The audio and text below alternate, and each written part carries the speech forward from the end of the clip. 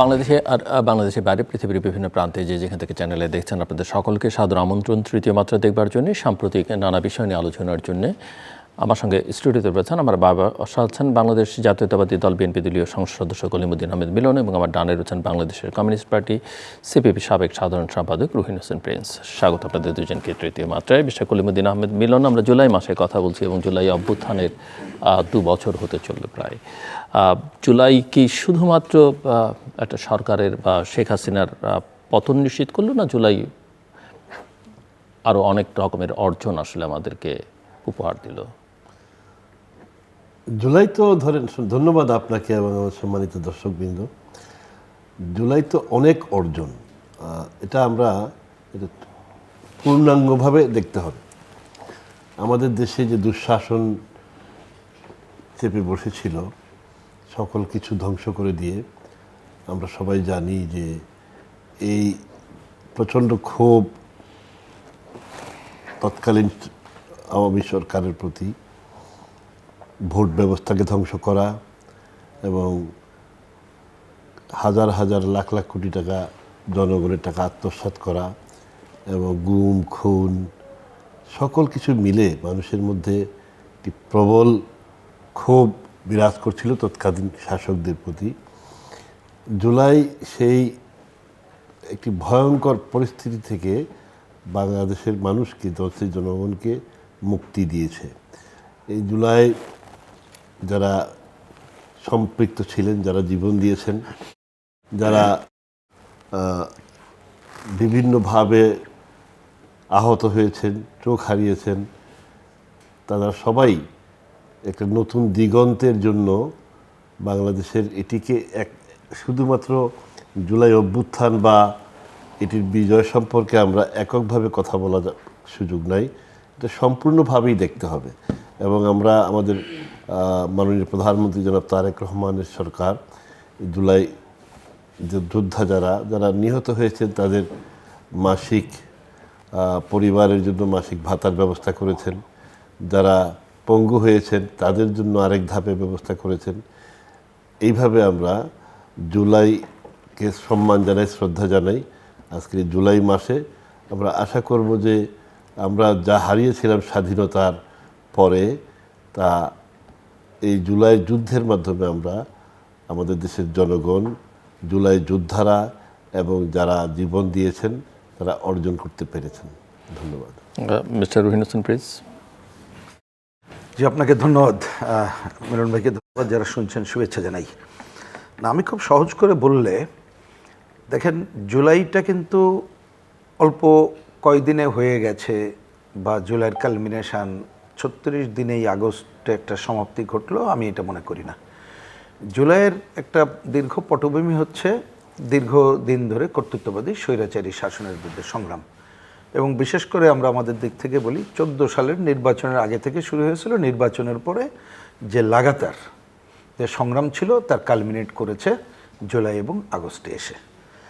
এটা ঠিক যে জুলাই আগস্টে যে ছাত্র সমাজ তাদের কোটা বিরোধীদের সংগ্রাম করলো, তারা প্রথমে যে দাবিগুলো দিল, তারপরে এসে সরকারের পতনের কথাটা বলল।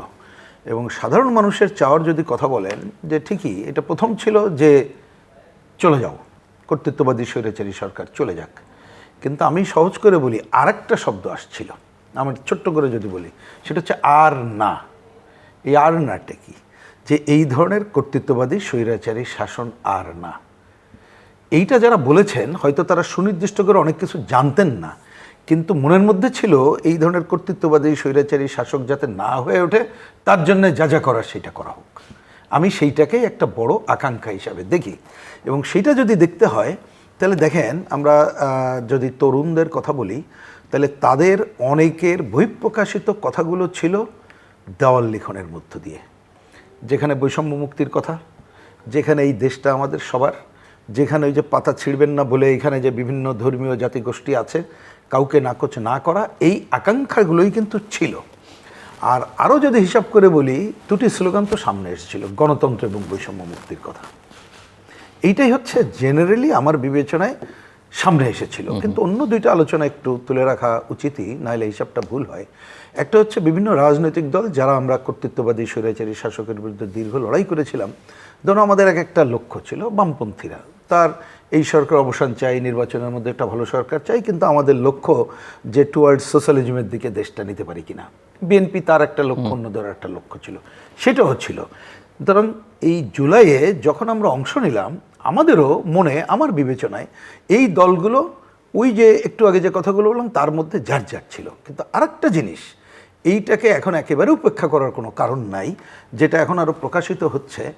এই আন্দোলনের সময় নানা ধরনের দক্ষিণপন্থী প্রতিক্রিয়াশীল শক্তি তারাও সজাগ ছিল। যেমন আমরা বললাম আমাদের এক ধরনের পজিটিভ আকাঙ্ক্ষা ছিল, তাদের কিন্তু আমি বলি একটা আকাঙ্ক্ষাও ছিল। সুতরাং এই সামগ্রিকতা মিলেই জুলাই, এখন আমরা জুলাই পরবর্তী যখন পর্যালোচনা করবো তখনই আলোচনা করতে পারি।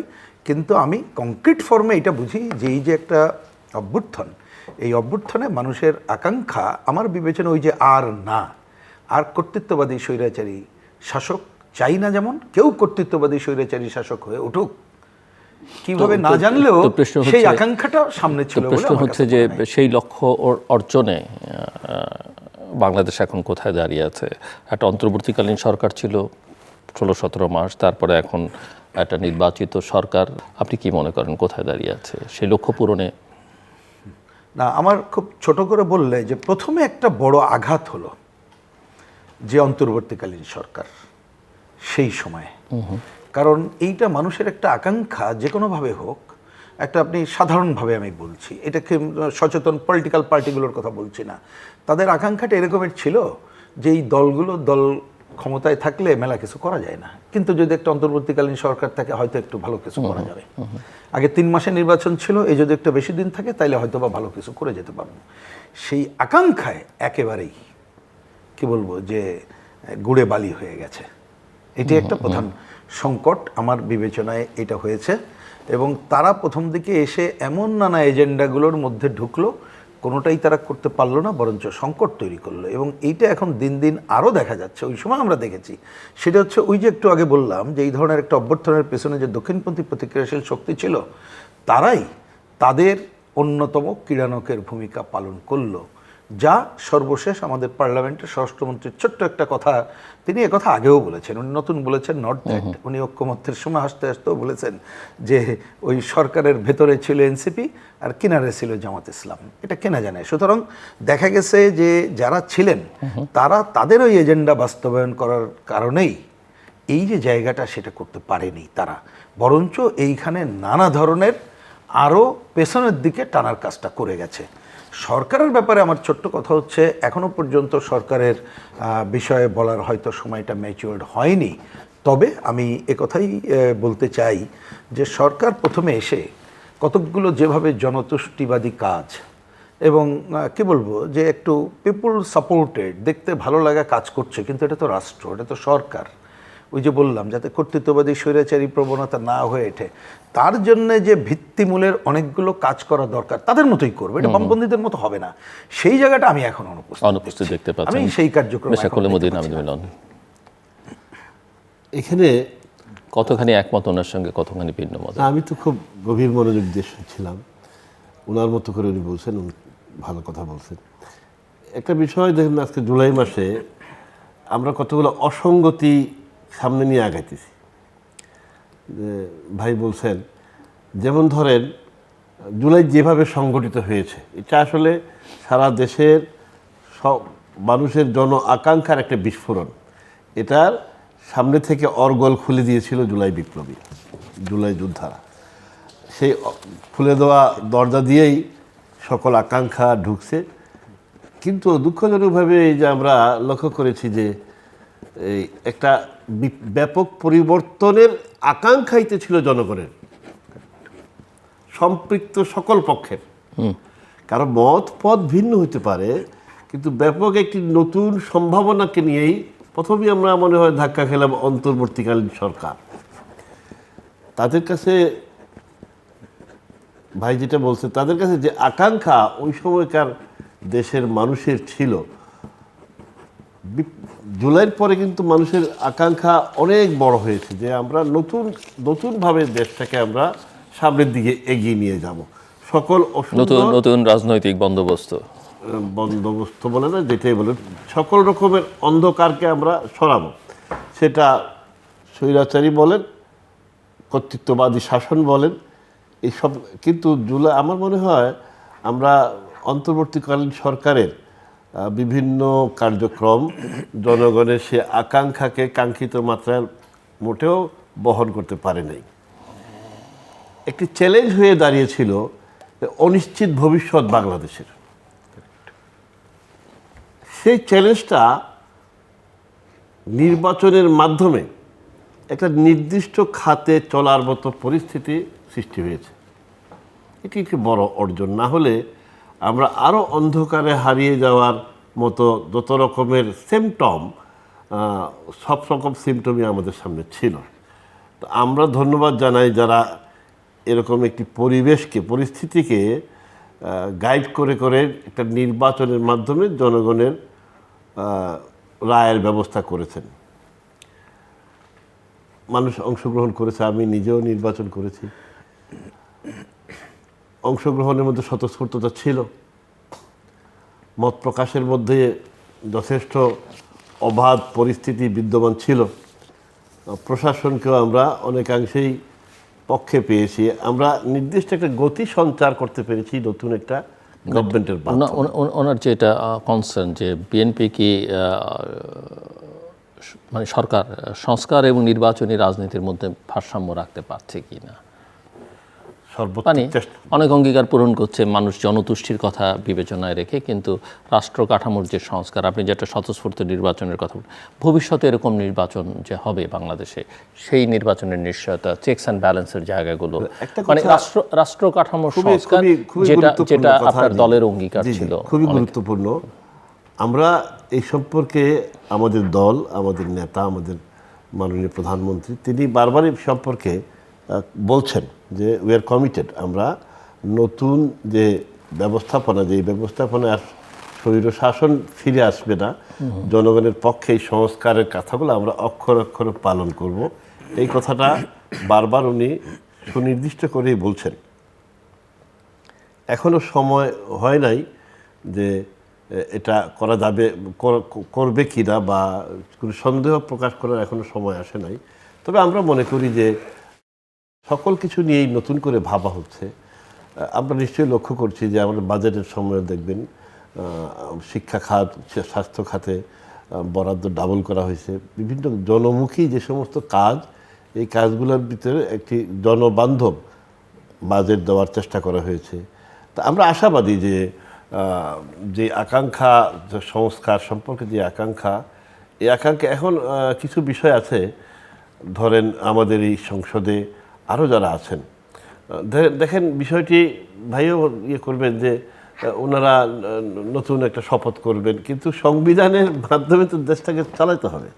সংবিধানের মাধ্যমে সংবিধান সংস্কার পরিষদ আমরা বলতেছি, আপনারা আমরা মিলে সংবিধান সংস্কার করার পরিষদ করেন, যেটাই করেন সংবিধানের মাধ্যমে তো সংশোধন আনতে হবে। এছাড়া তো অন্য কোনো পথের সরকার তো এটা না, এবং অন্য কোনো পথের সরকার হওয়ার কোনো ব্যবস্থাপনাও ছিল না। জুলাই এবং 36 দিন এই ব্যবস্থাপনা এখানে ছিল না। কিভাবে কি হয়েছে সবই আমরা জানি, বাট আমরা স্যালিউট জানাই, জুলাই যোদ্ধাদের স্যালিউট জানাই। আমরা মনে করি যে ওনাদের এই পদক্ষেপের কারণে বাংলাদেশ নতুনভাবে ভাবতে শিখছে। এই ভাবনাটা আমরা কন্টিনিউ করতে চাই। আমরা মনে করি যে আমরা পারবো ইনশাআল্লাহ। না, আমি 2-3টা বিষয় হয়তো একটু এখানে তুলতে পারি। যেমন প্রথমত, এটা আমিও বলেছি, ওনার সাথে এটা একমত যে হয়তো এখনও পুরোটা বলার সময় আসেনি, কিন্তু যে আলোচনা আপনিও তুললেন, আমরাও বলছি, আমরা তো কতগুলো সিমটম দেখতে চাই, যেটা অন্তর্বর্তীকালীন সরকারের সময় আমরা শুরুতে তো ভেবেছিলাম, কিন্তু সিমটমগুলো খারাপ দেখছিলাম বলে বলছিলাম যে আর না, আপনারা তাড়াতাড়ি নির্বাচন দেন। এবং আমি প্রসঙ্গক্রমে দেখেন আমাদের পার্টির পক্ষ থেকে 24 আগস্টের ঘটনার পর আমরা 3রা জানুয়ারি সরদুদ্দিনের সমাবেশ করে কিন্তু বলেছিলাম 15ই জানুয়ারির মধ্যে, 3রা জানুয়ারি সমাবেশ থেকে নির্বাচনের সুনির্দিষ্ট তারিখ ঘোষণা করেন। বলতে বাধ্য হলাম আমরা যখন দেখছিলাম যে এটা হচ্ছে না, বোঝার জন্য বলি। তো সিমটমটা ফ্যাক্টর, সেটা না হলেও এই যে ভাইয়ের যত পজিটিভ আকাঙ্ক্ষা থাকুক, দীর্ঘদিনের উনি নির্বাচিত এমপি, আগেও হয়েছেন এবারও হয়েছেন, এইটা সংকটে পড়ে যাবে। তার আমি একটা উদাহরণ দিই, সংবিধান নিয়ে বেশি কথা বলতে চাই না, আমরা সংস্কার পরিষদের পক্ষে ছিলাম না, এখনও সেটা না, কিন্তু অবশ্যই সংবিধান সংস্কার করা দরকার। ভাই একটু সরি যে আপনি একটু বললে আমরাও জানলাম যে সংবিধানের যে প্র্যাকটিস এখন চলছে, আমরা তো সংবিধানের অধীনেই সরকার এবং সবকিছুই চলছে, এর বাইরে গিয়ে তো কোনো সমস্যা না না না না মোটেই না, আমি সেটাই বলছি। সাজেশনটা আমি পজিটিভ সেন্সে, আচ্ছা আমি পজিটিভই বলছি আপনাকে। আমরা আগেও বলেছি যে সংবিধানের, এটা আবার একটু তার পেছনে ফিরে আসলাম, এটা কিন্তু আমরা অন্তর্বর্তীকালীন সরকারকে আগস্টের পরে সেপ্টেম্বর অক্টোবরে দেখায় লিখিত বলা আছে যে সংবিধান সংস্কার করেন, যেটা আমরা অনেকদিন ধরে বলছি। ৭২ সালের সংবিধান অনেকগুলো অসম্পূর্ণতা আছে, দূর করতে হবে, নিয়মিত আগাতে হবে, কিন্তু পুনর্লেখনের বিরুদ্ধে। তার মানে যে সংস্কারের পরিষদের নামে পুনর্লেখনের পক্ষে কিন্তু আমরা না, সেইটা করতে হবে, কিন্তু তার জন্য সময় লাগবে। আমি তড়িঘড়ি করে কাল পরশু করবে নট দ্যাট, এইটা ধীরে সুস্থে বিবেচনা করে করতে হবে। এটা নিয়ে আমাদের দিক থেকে কোনো দ্বিমত নেই। অনেকে প্রসঙ্গক্রমে না বললেই হয় না, যেমন সেদিন, নাম তো আর বলা উচিত হবে না, কি একজন বলছে আরে ভাই বিএনপি যে এখন কেন দ্বিকক্ষ করলো না, এটা করলে না, মানে করলে না বোঝেন, কিছু লোক হয়তো পাইতো। তা আমি প্রসঙ্গ বললাম যে এখন আমরা তো প্রথমে দ্বিকক্ষের বিরুদ্ধেই, তারপর যদি দ্বিকক্ষ আনতে হয়, আরে ভাই তো পুরো সংবিধানে এটা আনতে হবে, তার মানে ভবিষ্যতে নির্বাচন, যেটা একটা সহজ অঙ্ক। এখন নিজে কারোর আকাঙ্ক্ষা থেকে যদি মনে করেন নিজেই আমি যেতে পারতাম, তাহলে তো এটা হবে না। আমি এটা নিয়ে ওটা থামলাম, ওটা আমি মূল আলোচনায় যাচ্ছি না। কিন্তু ধরেন 3টা প্রশ্ন আমি ছোট ছোট করে বলি। একটা কার্ড প্রশ্ন, স্থানীয় সরকার, বিচার বিভাগ, তার রাজনীতির প্রশ্ন বলে বলি। দেখেন, স্থানীয় সরকার নির্বাচন সরকার একটা বলেছে বছরব্যাপী হবে, সম্ভবত অক্টোবর থেকে এইখানে যাবে। তো এখন আমাদের পয়েন্টটা হচ্ছে, এটা তো কিন্তু পারস্পরিক আলোচনায় আমরা সবাই বলেছি যে আমাদের দেশের পার্লামেন্ট, এটা যেমন জাতীয় সরকার, স্থানীয় সরকারকে যদি অ্যাক্টিভ না করা যায়, উন্নয়নে তাদের অংশগ্রহণ জনগণকে সাথে নিয়ে স্বচ্ছতা জবাবদিহিতা নিশ্চিত করবে এবং জনগণ অংশগ্রহণ নিশ্চিত করে, তাহলে কিন্তু আমরা কখনোই এই ভালো কাজ করতে পারবো না। দুনিয়ার অভিজ্ঞতা তাই বলে, এবং আমাদের সংবিধানে এই পজিটিভ দিকটা আছে। তাহলে আমার বক্তব্যটা হচ্ছে, স্থানীয় সরকার নির্বাচনকে ধরে সরকার কেন এখনও এ ধরনের সংস্কারের বিশেষ উদ্যোগ নিচ্ছে না আলাপ আলোচনায়। আমি নির্বাচন কমিশনকে আজকে আপনার এখানে এই কথা প্রথম বলছি, অন্য কোথাও বলার সুযোগ হয়নি। তারা দেখলাম পত্রিকা একটা বিজ্ঞাপন দিয়েছে, আচরণবিধি কি হবে। আমি তাদের একজনের সাথে একটা প্রোগ্রামে দেখালাম যে ভাই এটা দিলেন কেন? দিলেন, দিতেই পারেন, কিন্তু একটু আলাপ আলোচনা করা যেত না? আপনারা তো নির্বাচন কমিশনের এটা আছে, তো যা উত্তর দিলে এখানে বলাটা সঙ্গত হবে কিনা জানি না, তাও বলি। আমি নাম বললাম না, কিন্তু আমি ডিউ রেসপেক্ট, আমি কাউকে মানে কি বলবো যে ছোট করার জন্য না। উনি বলছে ভাই দেখেন, এই আলোচনা করতে গেলে অনেক কিছু করতে পারবো না, মনোজগৎটা কোথায়, ওনাকে দোষ দিচ্ছে না। তো এখানে সরকার উদ্যোগ নিক, তাহলে সংস্কার কী হবে? এবং ধরেন কথার কথা, আমার থেকে তো উনি তো ভালো জানবেন, কারণ উনি 3-4 বার এমপি হয়েছেন, ওইখানকার উন্নয়নকে ওনার পরামর্শটা নিক, আমারটা আগে দরকার নেই। তাহলে উনি বলতে পারবেন যে উনি কীভাবে জাতীয় সংসদে ভূমিকা পালন করবেন, আরও অ্যাক্টিভ রোল। যেমন বাজেট প্রণয়নের আগে ওনাদের সাথে কথাই বলে নাই, এবার হয়নি, আমি কোনো দোষারোপ করছি না, তাহলে কীভাবে ওনাকে ইনভলভ করতে পারে? আর স্থানীয় সরকার কীভাবে শক্তিশালী করবে, ওনার হস্তক্ষেপ লাগবে না, উনি তাহলে আরও ভূমিকা পালন করতে পারে, সেই সংস্কার আলোচনা কিন্তু হলো না। আমি সেই ধারাটা দেখতে চেয়েছিলাম। কার্ডের প্রশ্ন, এটা তো অভূতপূর্ব ব্যাপার যে 2,500 টাকা আপনি গরিব মানুষকে দিচ্ছেন, আরও দেবেন। কৃষি ঋণ মওকুফ করছেন, নিঃসন্দেহে ভালো কাজ, কিন্তু আমাদের কনসার্নটা হচ্ছে আপনি 2,500 টাকা আজকে জায়গায় দিলেন, 5 বছরে বাড়াবেন বলছেন। তো কথার কথা শুনতে একটু অন্যরকম লাগতে পারে, আমরা তো টার্গেট করতে পারতাম 5 বছরে কমিয়ে আনবো, তার মানে দরিদ্রদের উপরে তুলবো। আচ্ছা সেটাও নয়, আমি বাদ দিলাম, অন্তত পক্ষে 2,500 টাকা দিলেন, জিনিসপত্রের দাম যদি আপনি সহনশীল না রাখতে পারেন, তাহলে তো এই 2,500 টাকার মান কমে আসবে। তাহলে ওই দরিদ্র মানুষের জন্য আপনি 9টা পণ্যের রেশনিং ব্যবস্থা কেন চালু করবেন না? তাহলে আপনার কিন্তু 2,500 টাকা সে যথাযথভাবে পেত। কৃষি কার্ড 12 লক্ষ কৃষকের ঋণ মুকুব হয়েছে, খুবই ভালো খবর। কিন্তু যদি আবার এই 12,000 কোটি টাকা দিতে, হ্যাঁ 12 লক্ষ মানুষকে, কৃষককে, বিরাট ঘটনা। কিন্তু যদি আপনি কৃষির উৎপাদনের জন্যে কি বলে বীজ, সার, কীটনাশক, পানি, কৃষি কার্ড ন্যায্য মূল্যে না, আসি কৃষি কার্ড মানে তো টাকা 2,500 টাকা, না ওইটা তো ফ্যামিলি কার্ড। না আসি ফ্যামিলি কার্ডের ওইখানেও টাকা, আমি যতটুকু দেখেছি ওইখানে একটা এক্সট্রা টাকা দেওয়া হচ্ছে। আর আগেও কৃষকদের কিন্তু কার্ড, আগের আমল থেকে এগুলো আছে। আমি সেটা একটু শেষ করি, বলছি যে তাহলে উৎপাদন খরচ কিভাবে কমে আসবে দেখার সাথে আরেকটা কাজ করতে হবে, যেটা আলোচনা থাকে না। ধরুন পেঁয়াজ খারাপ অবস্থা যাচ্ছে, আপনি এই কৃষক তো কয়দিন পরে পেঁয়াজ কিনবে না, এই উৎপাদন করবে না, তাহলে সরকারের উদ্যোগে, কারণ সরকার তো টাকা খরচ করছে, কিভাবে ওই পেঁয়াজ লাভজনক মূল্যে কিনে কিভাবে দিতে পারে। আমি বলছি এই বিবেচনাটা সংস্কার, আপনি এইমুখী কাজ করেন। আরেকটা ছোট্ট করে বিচার বিভাগ, এইটা নিয়ে আগের সেক্রেটারিয়েট গঠন হয়েছিল, অমুক হয়েছিল, সেক্রেটারিয়েট নিয়ে নানা কথা থাকতে পারে, আছে, আমাদেরও আছে। আগে আমরা দেখেছি যেভাবে অন্তর্বর্তীকালীন সরকারের সময় যেভাবে নিয়োগ দেওয়া হয়েছে, সেই নিয়োগ ঠিকই হয়নি, এটা কিন্তু এই আপনার টেবিল অনেক জায়গায় আমরাই বলেছি, যেভাবে করা হয়েছে হয়তো বা ওই বিচার বিভাগের সচিবালয়ে একটা বিশেষ গোষ্ঠীকে করা হয়েছিল বলে আমরা শুনি, আমরা জানি না, কিন্তু এটা বাতিল না করেই ওই জায়গাতে বিকল্প দক্ষ দল নিরপেক্ষ লোককে নিয়োগের কাজটা তো করতে হবে। সেই ধরনের কাজ না করলে এইটা হবে না। তা আমি বলছি এটা মূল্যায়নের সময় এসে আমি একমত, 6 মাসে তো এখনো হয় নাই, কিন্তু এই কাজগুলো যে যথাযথভাবে কাজটা শুরু হয়েছে, এবং এইখানেও কোনো আবার সব জায়গায় বিএনপি, আগে ছিল লীগ, এখন দল, এইটা হবে না, এইরকম জায়গা কিন্তু এখনো জনগণের সামনে দৃশ্যমান হচ্ছে না।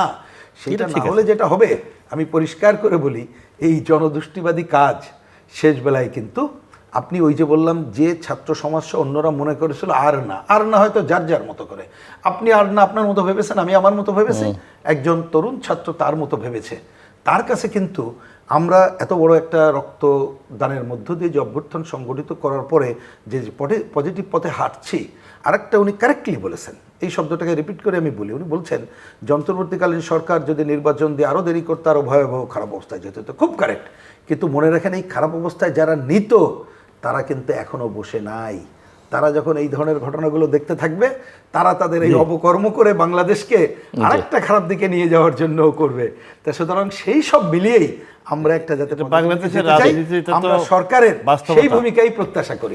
আপনার পালা। এখন ভাই যেগুলো বলছেন খুবই সুন্দর কথা। প্রথম কথা হচ্ছে 6 মাসেই সব কিছু বলে দেওয়ার সুযোগ নেই, আবার 6 মাসে বলে দেওয়ার সুযোগ নেই, এই সুযোগ নিয়ে বসে থাকাও যাবে না। 5 বছরের মধ্যে 6 মাস কম সময় নয়, 1/10। এক হচ্ছে এখনই কিছু বলা যাবে না, আবার 6 মাসটা একটা বড় সময়, সূচনা, গৃহীত পদক্ষেপ, মানে আপনি এত আর 15 দিন পর আর সূচনা পর্ব বলতে পারবেন না, আর তো বলা যাবে না। আমি সেটা বলতেছি, যেটা এখন সেই সময় আসে নাই সেটা না, সেটা এর চেয়ে বড় গুরুত্বপূর্ণ হচ্ছে স্টার্টিং তো আপনাকে করতে হবে, ফিনিশিংয়ের জন্য সূচনা তো আপনাকে করতে হবে। এখন কতগুলা ভাই যেটা বলছেন জনতুষ্টিমূলক কাজ, এগুলো আমার মনে হয় যে ভালো কাজ, যে ফ্যামিলি কার্ড আপনি দেখেন 25টা আমার এলাকায় উদ্বোধন করে আসছি আমরা, যেটা এই বছর 40 লক্ষ মহিলারা পাবেন, 2,500 টাকার নগদ। এটা একটা গ্রামাঞ্চলে একটা মানি সার্কুলেশনটাও বাড়ে, আর মহিলারা কত অসহায় হন এটা আমরা সবাই জানি, খুব পপুলার হয়ে গেছে এখন ফ্যামিলি কার্ড। তখন উনি যেটা বলছেন আরেক কথা, যে তারা যাতে ফ্যামিলি কার্ড নেওয়ার মতো অর্থনৈতিক পরিস্থিতি থেকে বের হয়ে আসে, সেটা তো আরেক প্রশ্ন, অনেক বড় প্রশ্ন, এবং সেই প্রশ্নের পথ ভিন্নতা আছে, অনেক বড় প্রশ্ন। আসলে আমরা অনেক পিছনে চলে গিয়েছিলাম। ওই যে আর না শব্দটা যে ভাই বলছেন, এটা অত্যন্ত গুরুত্বপূর্ণ একটি শব্দ। অনেক পিছনে চলে গেছিলাম, এমনও অবস্থা হয়েছিল যে বাংলাদেশের পরিস্থিতি, যেখানে দেখা যাচ্ছে যে লক্ষ লক্ষ কোটি টাকা পাচার হচ্ছে, জনগণের টাকা। এই কানাডাতে এটা হচ্ছে, ওইখানে হচ্ছে, যেখানে দেখা যাচ্ছে যে বিরুদ্ধবাদীদেরকে গুম খুন থেকে শুরু করে সকল রকমের নির্যাতন নিবর্তনমূলক কাজ হচ্ছে, যেটাকে মানে সবাই অতিষ্ঠ হয়ে বলতেছিল যে আর না। এখন আর না, এই পরিস্থিতিতে যাতে আর না আসে, এই জন্য প্রয়োজনীয় পদক্ষেপের প্রয়োজন। আমরা যে কথাগুলো ভাই বলতে জনতুষ্টিমূলক কাজ, আমরা মনে করি হতে পারে, কিন্তু এটা অত্যন্ত গুরুত্বপূর্ণ কাজ। 10,000 টাকা সুদ সমেত কৃষকরা ঋণ মুকুব, সেটা তো ওনারা প্রশংসা করছেনই, আমি বলতেছি এর জন্য 12,000 কোটি টাকা দিতে হয়েছে না। এটা দ্রুত চিন্তা করে আমি এই যে বললাম শুরুর বেশ কিছু শুরু ভালো আছে। এমনি সামগ্রিকভাবে সরকারকে আপনি কিভাবে মূল্যায়ন করবেন? যদিও সরকারে আপনারা আছেন, বাট আরো কেয়ারফুল হওয়া উচিত, আত্মসমালোচনার আরো কেয়ারফুল হওয়া উচিত। গন্তব্য সুনির্দিষ্ট করতে হবে, আরো কেয়ারফুল হওয়া উচিত। আর আমি তো মনে করি যে হানিমুন পিরিয়ড শেষ হয়ে গেছে। কারণ এমন একটা অবস্থায় সেখানে তো হানিমুনের সুযোগই ছিল বলে অনেকে মনে করেন না। হানিমুন পিরিয়ড বলতে আমি বলছি না, প্রাথমিক না, যে সেটা সময়টা, বুঝেছি, সেটা, সেটাকে হানিমুন বলতে অস্বস্তি হইলেও নাও বলা যেতে পারে। তবে অনেক অর্জন আছে, অনেক সূচনাতে অনেক সদিচ্ছার প্রকাশও আছে, বাস্তবায়নও আছে। ইনশাআল্লাহ আমরা সেটা করতে পারবো। তবে কথা হচ্ছে এই যে সংস্কার এবং এগুলো করার জন্য আমি রিপিট হয়ে যায় কথাটা, এই সংবিধানের মধ্যেই তো আসতে হবে। আর একটা জিনিস তো ঠেকানো গেছে যে একটা উদ্ভট শাসন ব্যবস্থার যারা আনতে চেষ্টা করেছেন সেটা ঠেকানো গেছে। এটা কিন্তু একটা বিরাট প্রাপ্তি। আপনি তো যারা এই ধরনের চিন্তা করতেছে তাদেরকে তো আপনি গলা কেটে ফেলে দিতে পারবেন না। পজিটিভ পলিটিক্স দিয়ে, পজিটিভ পদক্ষেপ দিয়েই এটাকে কাভার করতে হবে। তো মিস্টার ভিন হোসেন প্রিন্স, আপনিও সামগ্রিকভাবে যদিও এর মধ্যেই অনেকটা মূল্যায়ন করেছেন, কিন্তু আরেকটা প্রশ্ন আমি করতে চাই যে এই কি মনে হয় বাংলাদেশ কি এখন পলিসি ডেফিসিটে ভুগছে নাকি ডেলিভারি ডেফিসিটে ভুগছে? জি, সংকটটা কোথায়, পলিসি না ডেলিভারি? দুইটাই। না, ওই ভাই যেটা বলছেন আসলে দুইটাই, কিন্তু দুইটাই। দুইটা কাজই করতে হবে আমাদের, দুইটা কাজই করতে হবে। দুইটা কাজই করতে দুইটার হবে। মধ্যেই এইটা ঠিক ঘাটতি আছে, হ্যাঁ, ঘাটতি আছে। এইখানে আমি দেখুন ছোট ছোট করে, আগে তো একটু উপরে থেকে বলেছি, ছোট ছোট করে বলি। দেখেন, মানুষ তো প্রথমে একটু স্বস্তি চায়, এবং ঠিকই অন্তর্বর্তীকালীন সরকারের সময় প্রথমে ভাবছিল স্বস্তি আসবে, আসে নাই বলে এ বিদায় হোক, একটা ইলেকশন করলে স্বস্তি হবে। কিন্তু এখনো দেখেন চাঁদাবাজি, সন্ত্রাস, মব, কিছু বিচার বহিত হত্যাকাণ্ডের ঘটনা, এগুলো কিন্তু আমরা শেষ করতে পারিনি। নারী বিদ্বেষী কর্মকাণ্ড আপনি খেয়াল করেন, অন্তর্বর্তীকালীন সরকারের সময় তারাই নারী বিষয়ক সংস্কার কমিটি করলো, ওই সব নেত্রীদের ছবিটা নিয়ে জুতো মারা হইল সরোবর্তী উদ্যানে। এখনো পর্যন্ত সেই ধরনের ধারা কিন্তু অব্যাহত রাখার অন্যরা অপচেষ্টা নিচ্ছে। আমি বলছি যে এই সব জায়গা, এই যে ছোট ছোট দেখলেও, আমি আগেরটা একটু বড় দাগে বললাম, এই জায়গাগুলো কিন্তু সরকারকে আরও ক্ষিপ্রতার সাথে, দ্রুততার সাথে, এবং যেহেতু এখন দূরদর্শিতার সাথে, হ্যাঁ, দূরদর্শিতার সাথে সাথে আরেকটা যুক্ত করছি, যেহেতু নির্বাচিত প্রতিনিধিরা আছে এবং বিএনপির বিরাট অংশ আছে, তাদের দল আছে, স্থানীয় দলকে তাদেরকে সম্পৃক্ত করেই এই জায়গাগুলো একটা পজিটিভ জায়গায় যাইতে হবে। না হলে দেখবেন যে অনেক বড় অর্জন সেইটা কিন্তু এই ছোটোখাটোতেই আপনার ধূলিসাৎ হয়ে যাবে। এইটা কারণ ওই যে আমাদের কথা তো আমরা কিন্তু মোটেই দ্বিমত আবার করছি না। আর না বলার সুযোগ নাই। না, কারেক্ট, সেই সুযোগ তো আর আসছে এই না। জায়গাগুলো আরেকটা আমাদেরকে পয়েন্ট বুঝতে আমি হবে গুরুত্ব, অত্যন্ত যেটা আমার গুরুত্বপূর্ণ বিবেচনায়, সময়টি। জি। আমি জানি না এই সরকার এবং আমি, উনি যেহেতু পার্লামেন্ট সদস্য, আমি ওনাকেও বিশেষভাবে একটা অনুরোধই করছি, কথাটা আর কি বলবো এবং ভাবার জন্য বলবো, গুরুত্বপূর্ণ আরেকটা জায়গা, আমি আপনার কথাকেই ধার করে বলি, কারণ কারেক্টলি বলেছেন যে আমাদের একটা আরও খারাপ জায়গায় যেতে পারতাম। এখন এই খারাপ জায়গায় যাওয়া মানে বিষয়ে ভূ রাজনীতিকে কিন্তু আমরা উপেক্ষা করতে পারবো না। তাহলে ভূ রাজনীতিতে, হ্যাঁ নিঃসন্দেহে, ধরেন আমরা যেভাবে চাই, কথা বলছি, ধরেন বামপন্থীদের মতো আপনারা করবেন আমি তো আশা করছি না, ব্যালেন্স করে করতে হবে, সেটা করেন। কিন্তু ভূ রাজনীতিতে অনেক কিছু করতে গেলে যদি পার্লামেন্ট তার আলোচনা করে, ধরুন দৃশ্যত দেখা গেল যে এখন এটা আমি চোখের সামনে পাচ্ছি না, কিন্তু আমি যদি দেখি যে না পার্লামেন্ট এই বিষয়ে একমত হয়েছে, জনগণ এটা চায় না, তখন কিন্তু আমার আলোচনার জন্য সুবিধা হয়।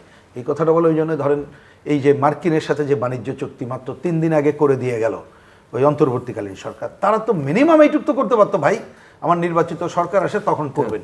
কিন্তু এখন দেখেন বলছে বিএনপি জানতো, কিন্তু আমি অদৃশ্য কারণে বিএনপিও কিন্তু মুখে যেন কুলুপ মেটে আছে। এটি নিয়ে তো বিএনপি হ্যাঁ না কিছু বলছে না। প্রথম দিকে সে বলছে জামাত ইসলাম, এনসিপি, তাদের সাথেও কথা বলেছে, তারা কিন্তু একটু আস্তে আস্তে বলছে আমরা জানতাম না, বিএনপির সাথেই কথা বলেছে। তো বিএনপি বলবে না কেন? আমার কথা হচ্ছে এটা না বলাটা, হয়তো বলবে তারা, আমি প্রত্যাশা করি হবে কি ওরা কিন্তু আরও বেশি আমাদের উপরে গেড়ে বসবে, এটা খেয়াল রাখেন। সুতরাং এই ধরনের ঘটনাবলী আমি মনে করি যে পার্লামেন্টকে আস্থায় যেমন নিতে হবে, বাইরের আন্দোলন সংগ্রামকে আস্থায় নিতে হবে, এবং একটা দল তাদের যে বক্তব্য, আমরা এই যে দীর্ঘ আন্দোলনের সময় বিএনপির সাথে আমরা জোটে ছিলাম না, কিন্তু অনেক কথাবার্তায় তো আমরা একসাথে ছিলাম। তারপর অন্তর্বর্তীকালীন সরকারের সময় অনেক বিষয়ে আমরা অনেক পয়েন্টে আমরা একমত হয়েছি, সুতরাং অনেক পয়েন্টে দ্বিমতও ছিল। আমরা বলেছি একমতগুলো করেন, দ্বিমতগুলো জনগণের কাছে ছেড়ে দেন। আপনারা যদি পার্লামেন্টে এমন কাজ করেন যেটা আমরা পছন্দ করি, আমরা পলিটিক্যালি মোকাবেলা করবো, কোনো অসুবিধা নেই। রাজনীতির যে ধারা আছে সেইটাই তো রাজনীতি। কিন্তু সেই জায়গাগুলোতেই আমি মনে করি ওনারা যদি খালি মনে করেন যে যা করছি ওইটা দিয়েই, আমি জনতুষ্টিবাদের বিরুদ্ধে বলছি না, জনতুষ্টিবাদী ঠিকই আছে, কিন্তু ওইটাকে করলে মানে এই জায়গাটায় ওই যে পলিসির কথাটা আমি যদি বুঝে থাকি, এইটাকে বাদ দিয়ে অন্যটা করলে হবে না। আমি জাস্ট একটা ছোট্ট উদাহরণ দিই। পত্রিকায় দেখলাম তো আমাদের প্রধানমন্ত্রী তিনি একটা ঘোষণা দিয়েছেন যে সরকারি এবং কোনো জায়গায় তার ছবি টানানো যাবে না। ব্যানারে আপনি বলেন এখন এইটাকে বুঝতে হবে কিভাবে? আমি যদি বুঝে থাকি, প্রথমে আর একটা বিরাট ভালো কাজ করছে, অফকোর্স ভালো কাজ করছে, ভালো কাজ না এটা নিয়ে তো কথা নাই, কিন্তু যদি আমি ভিত্তিটা বুঝে থাকি, যদি এইটা যদি বুঝি যে আসলে এইটার মধ্য দিয়ে অনেক দালাল অন্য তৈরি হয়, তারা এই ধরনের করে, তারা এটা নিয়ে মেসেজ করে, হ্যাঁ কারেক্ট, তাহলে এই মেসেজ উনি যেটা দিচ্ছে একেবারেই ট্রান্সলেটেড হচ্ছে কিনা একেবারে ওই দলের একেবারে নিচের পর্যায়ে Grassroots level। এইটাকে আপনার শব্দটা যে মানে যে তারাও এই জায়গাটাই করছে কিনা, উনি এমপি উনি সহ দিতে পারছেন কিনা, তাহলে এটা কাজে আপাতত মনে হয় গ্রাসরুট লেভেল না পর্যন্ত চিন্তা করতে পারি আমরা, মন্ত্রিসভা এবং সংসদ সদস্যদের মধ্যে চিন্তা করি। কারেক্ট। প্রথমত মন্ত্রিসভা, দেন সংসদ সদস্যদের। জি, আসলে পরিস্থিতিটা অনেক জটিল। তো আপনার কথাগুলো আমার খুব ভালো লাগছে যে এই সময়ে আরও ক্লিয়ার হওয়া উচিত। শুধু জনতুষ্টি, এটা তো আমি নিজেও মনে করি, এবং আমি মনে করি যে এই জনতুষ্টিমূলক যে কোনো বিষয় থেকে সরে আসতে হবে। কিন্তু এই যে ধরেন আপনি ছবির কথা বললেন, এগুলো কোন পর্যায়ে চলে গিয়েছিল না, সেইখান থেকে এটাকে আমরাও গ্রামের মধ্যে হাঁটতেছি, দেখি শেখ হাসিনা উদ্বোধন করেছেন না, তো এই জায়গা আমাদের তো ভয়ঙ্কর খারাপ অবস্থায় পড়ে গেছিলাম আমরা। সুতরাং এই জায়গা থেকে আমরা বেরিতে হবে। এটা সঠিক যে সংস্কার এবং সকল কিছু সুনির্দিষ্ট একটি ধারণার ভিত্তিতে আগাইতে হবে, এবং এই আগানো গেলে কেবলমাত্র আমরা সূচনা করতে পারবো। আমরা সব কিছু করে ফেলতে পারছি তা তো না। আপনি যে জিওপলিটিক্যাল বিষয়টা কথা বলছেন, এটা বাস্তবতা। এই সমস্ত ক্ষেত্রে আমাদেরকে আরও কেয়ারফুল থাকতে হবে, এবং আমরা তো লক্ষ্য করতেছি যে সরকার এই বিষয়গুলোতে অত্যন্ত সুনির্দিষ্ট পদক্ষেপ নিচ্ছেন, এবং এই সমস্ত পদক্ষেপ নেওয়ার ক্ষেত্রে সবার আগে বাংলাদেশ এই বিষয়টাকে আমরা প্রাধান্য দিতে চাই অ্যাট এনি কস্ট। সেই জন্য তো আমাদের দেশের মধ্যে একটি ঐক্য থাকতে হবে এই বিষয়ে। সবার আগে বাংলাদেশ, এখানে তো দুটো ইস্যু, মানে সবার আগে বাংলাদেশ, অফকোর্স সবার আগে বাংলাদেশ, এবং সবার জন্য বাংলাদেশ। সবার জন্য আমরা তো এটাও ডিক্লেয়ার করছি। আপনি নিশ্চয়ই বাজেট বক্তৃতায় মাননীয় প্রধানমন্ত্রী জনাব তারেক রহমান সাহেব বলছেন সবার আগে বাংলাদেশ, সবার জন্য বাংলাদেশ। উনি আপনার এই কথাটা উনি তো ডিক্লেয়ার করছেন। সবার আগে বাংলাদেশ, বাংলাদেশের মতো ভূ রাজনৈতিক অবস্থানে থেকে বলা তো এক কথা, এবং এটা অনুযায়ী চলা এবং বাস্তবায়ন করা কিন্তু অত্যন্ত কঠিন এবং জটিল, যার জন্য আভ্যন্তরীণ পজিটিভ পলিটিক্যাল ফোর্সেস অবশ্যই ঐক্যবদ্ধ থাকতে হবে, একেবারে ইস্পাত কঠিন ঐক্যবদ্ধ। এতে আমার মনে হয় যে বিষয়টা খুবই স্পর্শকাতর, বাট এই স্পর্শকাতর বিষয়টাতে দেশের স্বার্থকে প্রাধান্য দিয়ে অবশ্যই আমাদের পদক্ষেপগুলো সঠিকভাবে করতে হবে। একটা যে ভূ রাজনীতির প্রসঙ্গে আপনারা বলছেন, কিন্তু সেই জায়গায় ভারসাম্যটা রক্ষা করার কি করতে পারছে বলে মনে হচ্ছে সরকার? বিশেষ করে সাম্প্রতিককালে প্রধানমন্ত্রীর চীন সফর, এবং তারপরে উনি এআরটির কথা উল্লেখ করলেন, সব মিলিয়ে যদি আমরা বুঝতে চাই। প্রধানমন্ত্রীর চীন সফর, মালয়েশিয়া সফর, আমরা অনেক বক্তৃতা শুনতে পারি। মালয়েশিয়া সফর আমাদের এখান থেকে, আমাদের এখানের এই যে শ্রমিকদের এখানে ভালো কাজ করব, আরও বেশি শ্রমিক যাতে নেয়, সকল আলোচনার প্রেক্ষিতে আপনি এটাই দেখেন। এটাই ছিল মূল নির্যাস, যাতে মালয়েশিয়াতে প্রবাসী বিদেশি শ্রমিক নেওয়ার ক্ষেত্রে বাংলাদেশকে প্রাধান্য দেওয়া হয়, এবং ওইখানে আমাদের শ্রমিকরা যে সমস্ত সমস্যার সম্মুখীন হচ্ছেন আইনগত বিভিন্নভাবে, এখান থেকে যাতে তাদেরকে রিলিফ দেওয়া যায়। যতই আপনি বলেন না কেন, আর এই যে কি গান শুনেন না কেন মালয়েশিয়ার প্রধানমন্ত্রীর, আমাদের মূল উদ্দেশ্য ছিল তো ওইটা। আর আমার এখন যে এই যে 9,38,000 কোটি টাকার বাজেট এবং বিশাল একটি ধাক্কা মধ্যে আমাদের ব্যাপক পরিমাণ পুঁজি বিনিয়োগ দরকার, এবং বিভিন্ন প্রকল্প সাহায্য দরকার। এটা আমাকে কে দিবে? এই সাবকন্টিনেন্টে তো চায়না দিবে, সে বসে আছে। সুতরাং নিতে হবে প্রজেক্ট মূল্যায়ন ভিত্তিক, যাতে ওই চিটাগাংয়ের সুড়ঙ্গ পথের মতো না হয়। কর্ণফুলী টানেল, হ্যাঁ, টাকা তো তাকে দিতে হবে। চায়নাকে বুঝতে হবে, চায়নাকে বুঝতে হবে আমি এই পর্যন্তই থাকলাম। আমাদের প্রবাসী শ্রমিক নেওয়া প্রয়োজন।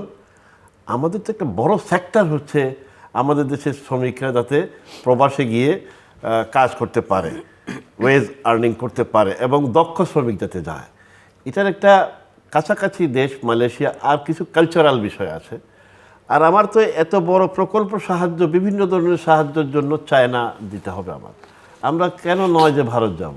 আপনি দেখেন, আমি দেখছি যে মাননীয় প্রধানমন্ত্রী এই পশ্চিমবঙ্গ আর ত্রিপুরাতে আম পাঠাইছেন না, তো আমরা কি ব্লক করে ফেলছি? না, আমরা সব জায়গায় খোলা রাখবো। কেন যাব না? প্রয়োজন হলে যাব। এখন প্রয়োজন তো হবেই এবং অবশ্যই যাবে। মিস্টার প্রিন্স, আমরা কি কোথাও যুদ্ধ ঘোষণা করতেছি নাকি? না, একটা তো আমি ভূ রাজনীতির কথাটা বলেছি, আমি এই সফর নিয়ে বেশি আলোচনা করব। অন্য আরেকটা এমনি আরেকটা হচ্ছে যে আমার একটা অর্থনীতি নিয়ে মানুষের যে প্রত্যাশা, সেটা সরকার কতখানি, বাজেট এবং বাজেট উত্তর পরিস্থিতি, আরেকটা হচ্ছে যে পলিটিক্যাল স্ট্যাবিলিটি যেটা দেখা যাচ্ছে সেটা কি আসলে সাস্টেইনেবল কিনা, যে কারণে আমি যে প্রশ্ন করলাম যে সবার আগে বাংলাদেশ, তার সঙ্গে সবার জন্য বাংলাদেশ ঠিক কিনা। আচ্ছা, ওই ক্ষেত্রে বলি, আমাকে ব্যক্তিগতভাবে যদি বলেন, আমি দীর্ঘ আলোচনা এখন নাই বা যাই। অর্থনীতি হ্যাঁ, সেটা হচ্ছে যে এই নতুন সরকার আসার পরে তাকে তো আসলে ব্যালেন্স এই বিদেশের সাথে এগুলো করতে হবে। আপনি শুভেচ্ছা সফর হিসেবে এই বিবেচনা করলেও আমি এটাকে পজিটিভ দেখার পক্ষে। এইটুকুই আমি রাখতে চাই। খালি একটা পয়েন্ট এখানে বলে রাখি, যে যেভাবে আমি জানি না, অনেকদিন ধরে এই কথাটা বলা হয় চীনের কাছ থেকে টাকা পাওয়া যাবে, চীন দেবে, এত সহজ না জিনিসটা। এইটুক খালি আমার মনে হয়, দেখেন কি চীনকে বুঝতে হবে, আমি বললাম। হ্যাঁ, মানে সেও চীনকে বুঝতে হবে, আমি আর অন্যান্য ব্যাখ্যা দিলাম না। আজকের রাজনীতির বাইরে অন্য কিছু হয় না, এটা মনে রাখতে হবে। এবং আমরা সেই ধরনের খুব ভালো মনে আছে, সংকটপূর্ণ জায়গায় মনে আছে, এইটা একটা জায়গা। আচ্ছা, এই জায়গায় যেটা আপনি দুইটা পয়েন্ট বললেন, দুইটাই গুরুত্বপূর্ণ। একটা হচ্ছে রাজনীতির মানে স্থিতিশীলতার জায়গার জন্য একটা, দেখেন, উগ্র দক্ষিণপন্থার কথা আমরা বলছি, এ কথা আজকে জানা। এমনকি আমি যদি ভুল না করে থাকি, পার্লামেন্টে বিএনপির সিনিয়র নেতা জেনারেল সেক্রেটারি তিনি এটা যে কথা বলেছেন, যেটা আমরাও আগেও বলছি। এর আগে যখন ওই যে আওয়ামী লীগের আমলে খালি আইনের মধ্যে ঢুকতো, আমরা বলতাম যে আইন দিয়ে এটা শুধু করা যাবে না, বিকল্প রাজনীতিতে মোকাবেলা করতে হবে, যেটা বিএনপির সেক্রেটারি কিন্তু বলেছেন। তাইলে এই জায়গাটা আমরা আমাদের মতো করি, তারা কি কাজ করছে সেটাও একটা দেখার ব্যাপার। আর একটা হচ্ছে রাজনীতিতে যাতে সবারই অংশগ্রহণ নিশ্চিত করা যায়। এখন সবার অংশগ্রহণ মনে করলেই আগে পতিতর কথা মনে হয়। ওয়াই? আমি তো সেটা বলতে চাই না। এইখানে আপনি ধরেন আমাদের কি বলে সুপ্রিম কোর্টের নির্বাচন থেকে শুরু করে এইসব জায়গায় যে জায়গাগুলো হয়, তার মানে আপনি একটা গণতান্ত্রিক আবহাওয়ার জায়গাটা, এই জায়গাটা যদি না আনতে পারি আমরা সর্বত্র, তাহলে কিন্তু আপনি কোনো স্থিতিশীলতার জায়গায় যেতে পারবেন না। সেই জায়গাগুলো এখনও অনেক ধরনের সংকটের মধ্যে আছে বলে আমি দেখতে পাচ্ছি। এই একটা কিন্তু গুরুত্বপূর্ণ যেটা আপনি শব্দটা নিয়ে আসছেন, যে সবার আগে বাংলাদেশ, সাথে হচ্ছে সবার জন্য বাংলাদেশ, সেই জায়গাটাও আমার কাছে মনে হয় ইকোনমির যেহেতু একটা বড় সংকট, এটা তো সবাই অস্বীকার কেউ করছে না। এমনকি আমাদের অর্থমন্ত্রী তিনি একবার পার্লামেন্টে নাকি যেন বাইরের বক্তৃতা করতে যেয়ে বললেন, যদি আমরা IMF-এর কাছ থেকে বেরিয়ে না আসতে পারি তাহলে কিন্তু আমাদের দেশের স্বনির্মিত যেতে পারবো না। কথাটা কারেক্ট। তার মানে কেউ এটা অপব্যাখ্যার কারণ নাই যে কালকে উনি বেরিয়ে আসতে চান না। শেষ করি, মানে আমি যদি সেটা ঠিকই আছে, এখন যা লাগবে সেটা আনতে হবে। এবং এই জায়গায় তার মানে আমি বলছি এই ধরনের একটা স্বনির্ভরতার জায়গায় যেতে হবে। এবং এখন যে সংকটগুলো আছে সেইটাকে মোচন করে আমাদের বিদেশে যে টাকা পয়সাগুলো গেছে আনার প্রচেষ্টা সহ, এবং আর যাতে ওই যে পাতিলের তলায় যে ফুটোগুলো আর যাতে না হয় এটা বন্ধ করার, সেইটা কিন্তু সব এখনও পর্যন্ত দেখতে পাচ্ছি না। আমি খালি ছোট্ট একটা উদাহরণ দিই, এবং আমি জানি না পার্লামেন্টে এটা নিয়ে আমি আলোচনার জন্য দাবিও করি। দেখেন, আমাদের যে খেলাফিরিন, আমরা একসময় বলতাম ব্যাংক ডাকাত, এটা কিন্তু এস্টাবলিশড কথা, সবাই এটা বলেছি। কিন্তু এখন যেভাবে দেখলাম ব্যাংক একটা সার্কুলার জারি করেছে বলে সামনে আসলো, তাতে তথ্য বলছে যদি সবাই এই সুযোগ নেয় তাহলে 1 লক্ষ কোটি টাকার মতো সুদ মওকুফ করতে হবে। তাহলে এখানে যাচাই বাছাইয়ের সুযোগ কি করছে না করছে। আমি মনে করি যে এই ধরনের ব্যাংকের সার্কুলারের আগে তো এটা তো পলিটিক্যাল ডিসিশন নিতে হবে আপনাকে, আপনি এইটাকে সুযোগ দেবেন কিনা। হ্যাঁ, যদি প্রকৃতপক্ষে কেউ সিক হয়ে থাকে তার জন্য ডিফারেন্ট জিনিস। আমার ধারণা সে ধরনের আইনের জায়গা আছে, কিন্তু একটা ইকোনমি যখন একটা জটিল পরিস্থিতি, লুটপাট, দুর্নীতি এরকম একটা জায়গায় আছে, অতীত দিন থেকে শুরু করে অন্তর্বর্তীকালীন সময়ও এই ধরনের নানা ধরনের ঘটনা ঘটছে, তখন এই ধরনের সিগন্যাল আমার ব্যক্তিগত বিবেচনা, আমি ইকোনমিস্ট না, তারপর আমি মনে করি যে এটা ইকোনমির জন্য খুব ভালো খবর। আশা করলে এটা ভুল জায়গায় যাওয়া হবে, অর্থাৎ এইটা দেওয়া দরকার। আর আমি ওই জায়গাটা আবার জোর দিচ্ছি, এই যে কার্ড বিভিন্ন জায়গায় দেওয়া হচ্ছে খুব ভালো খবর, এটা নিয়ে কোনো দ্বিমত নেই, কিন্তু আমার কৃষি উৎপাদন তার ন্যায্য মূল্য পাওয়া বিক্রির ক্ষেত্রে, আর যদি রেশনিংয়ের জায়গা ন্যূনতম দরিদ্র মানুষের জন্য সুনিশ্চিত না করতে পারি, আমাদের কলকারখানা বন্ধ হয়ে গেছে অন্তর্বর্তীকালীন সরকারের সময়, কি পরিমাণ আমরা জানি, দারিদ্র্য কি পরিমাণ হয়েছে, ওই বন্ধ কলকারখানা তুলে এনে আর যাতে দরিদ্র না হয়, কর্মসংস্থানের সুনির্দিষ্ট জায়গাটা কিন্তু এখনো চোখে দেখা যাচ্ছে না। সুতরাং ইকোনমি একটা কোনো ভালো জায়গায়ও এখনো এসে দৃশ্যমান হচ্ছে, এটা সরকারও বলে নাই, আমরাও বলছি না, বরঞ্চ আমি অর্থমন্ত্রীর ওই কথার সাথে একমত পোষণ করেই বলছি, উনি যেটা বলেছে 3 বছর সময় দিতে হবে, দিতে আপত্তি নেই, কিন্তু শুরুতে তো এটাকে শো করতে হবে। এখন ঋণ খেলাপিদের সুযোগ দিয়ে গরিবদের যদি বলেন যে আপনি আরও নিচেই থাকেন বা কর্মসংস্থান বাদ দেন, তাহলে কিন্তু হবে না। কারণ 30 সেকেন্ড একটু এটা বলতেই হচ্ছে, আমরা যেভাবে কোভিড পিরিয়ড থেকে শুরু করে মানুষ কিন্তু ধৈর্য ধরতে আরেকটু দেরি হোক, একটু ভালো জায়গায় যাব, এই ধৈর্য কিন্তু এখন এই ধরনের নির্বাচন হয়ে যাওয়ার পরে একটা ন্যূনতম গণতান্ত্রিক পরিবেশে বেশি দিন মানুষ এবার ধৈর্য ধরবে বলে আমার মনে হয় না। জি, আপনি বলতে চাইছিলেন? না, আপনি যে বলছেন অর্থনৈতিক মানুষের প্রত্যাশা, জি জি জি, এটা যেমন ঋণ খেলাপিদেরকে যে মানে ঘোষণা দেওয়া হয়েছে, আমি একমত আপনার সাথে। এটা কেন দেওয়া হয়েছে, কীভাবে দেওয়া হয়েছে, এটা একটা ব্যাখ্যা জনগণের সাথে যে পর্যায়ে হোক, হঠাৎ একটা অফিস অর্ডার দিয়ে দিলেন, এনগেজমেন্ট ছাড়া এটা আমি এক মনে করি না। পার্লামেন্ট মেম্বার পর্যন্ত জানেন না, তাহলে কিভাবে হবে? এটা তো আলোচনা হওয়া উচিত, অথবা ব্যাখ্যা দেওয়া উচিত, স্টেক হোল্ডারদেরকে নিয়ে একটা আলোচনা করে যে আমরা এই করতে চাচ্ছি, বিষয়টিকে সম্পৃক্ত রাখতে হবে, না এটা মিসইউজ হবে। তবে এটা একটা যুগান্তকারী পদক্ষেপ। বছরের পর বছর, 20 বছর 50 বছর যে সমস্ত ঋণ বইতে টেনে নেওয়া হচ্ছে, এইটার বিষয়ে যে পদক্ষেপ নেওয়া হয়েছে এটা ভালো, কিন্তু যে কোনো ভালো আপনি জোর করে গেলেতে পারবেন না। আপনি যারা জনগণের সাথে সম্পৃক্ততার বিষয়টিকে এবং এই নীতিটাকে সেখানে নিয়ে যেতে হবে, জোর করে তো আপনি পারবেন না, এবং এটা ঠিকও হবে না। আর আমরা যেটা বলছি যে কম সময়ে সব কিছু আবছা মনে হচ্ছে, সুনির্দিষ্ট গোছানো কর্মসূচি প্রয়োজন। সেই কর্মসূচি বাস্তবায়ন এবং প্রণয়ন প্রকল্প গ্রহণ করার সময় সবাইকে সম্পৃক্ত করতে হবে। কোনো ধরনের বাচালতা বা খিল্লতা এখানে গ্রহণযোগ্য নয়। আর প্রোডাকশন, কৃষিক্ষেত্রে থেকে আরম্ভ করে সকল ক্ষেত্রে যে সমস্ত আমাদের অনেক মিল কলকারখানা বন্ধ হয়ে আছে না, যেটার ব্যাপারে মাননীয় প্রধানমন্ত্রী টিম করে দিয়েছেন, যাতে বন্ধ কলকারখানাগুলো কীভাবে খোলা যায়। আর প্রোডাকশনকে আমাদেরকে বাড়াইতে হবে, এছাড়া তো কোনো উপায় নাই। বিশেষ করে আমরা এই জন্য খাল খনন করা হচ্ছে, যাতে এটা একটা অত্যন্ত ভালো কাজ, যে খাল খনন করা হলে সেখানে পানি থাকে, সেই পানি দিয়ে শুষ্ক মৌসুমে ফসল করা যায়, এবং বর্ষা মৌসুমে পানি ধারণ করার ফলে অতিরিক্ত বন্যার হাত থেকেও মানুষ বাঁচতে পারে। তো এখনও আমার কাছে সার্বিক বিষয়গুলা যদি আমাকে মানে সঠিকভাবে বলতে পারেন, আমার কাছে আগোছালো মনে হচ্ছে। এগুলা গুছানো হইলে কিন্তু মানুষ বুঝবে, বুঝাইতেও হবে, মানুষকে বুঝাইতে হবে। সম্পৃক্ত করার যে ধারণাটা এখান থেকে বের হয়ে গেলে চলবে না। অফিস অর্ডারে বাংলাদেশ চালালে চলবে না। আমি মনে করি সবাইকে সম্পৃক্ত করতে হবে, আলোচনা করতে হবে, বুঝাইতে হবে, জানাইতে হবে। এরপরে বলেন আমরা এটাকে এইভাবে 2 বছরে 3 বছরে করব, ঠিক আছে, একটা রূপ রেখা দিতে হবে। আমার তো মনে হলো খুব সাধারণ ধারণা। এর জন্য অনেকে, আমরা সিনিয়র নেতা, আপনি দিল্লুর ভাই, আমরা এখানে বসে বলার মতো দরকারও নাই। এটা খুব সাধারণ ধারণা। কী করবেন জানাইতে হবে, এবং স্টেজ বাই স্টেজ জানাইতে হবে। আমরা 3 বছরে কীভাবে করবেন ব্যাখ্যা দেন। ব্যাখ্যা দেন, ব্যাখ্যার কিন্তু কোনো সমালোচনা আসলে সেগুলো শোনেন, ঠিক না? আমরা সমালোচনা শুনে কোনোটা গ্রহণ করেন, কোনোটা বাদ দেন, অসুবিধা কেন নাই। বাদ দিলেন বলেন। এভাবে তো থাকবে।